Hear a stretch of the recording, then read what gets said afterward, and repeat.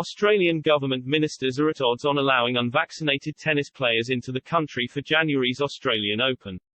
Novak Djokovic is one of the players who could be banned if a vaccine mandate is introduced. A row has erupted over the plans for unvaccinated players at the upcoming Australian Open.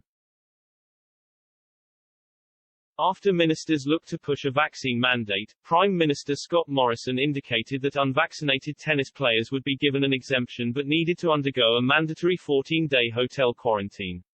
It comes as the Victoria Premier said he would not apply for players to be exempt from the rules and doubled down on his stance over banning them. Novak Djokovic's chances of winning a 10th Australian Open and record 21st major title have been in doubt, as the world number one has faced a ban from the tournament. The 9-time champion in Melbourne has himself admitted that he wasn't sure whether he'd travel to compete as he didn't want to reveal his vaccination status.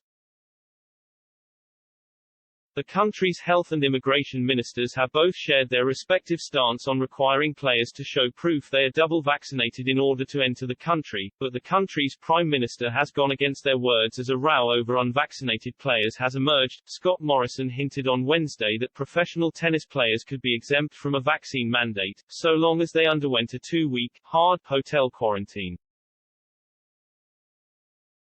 If there is a special exemption that is warranted for an economic reason, well, that can happen, Morrison told Australia's Channel 9 network, but you've got to follow the health rules in that state, and 2 weeks quarantine for unvaccinated people, well, that's sensible. It comes after Victorian Premier Daniel Andrews told ABC Radio earlier this week, I don't think it's too much to say, if you want one of those visas and you want to come here, then you need to be double vaxxed.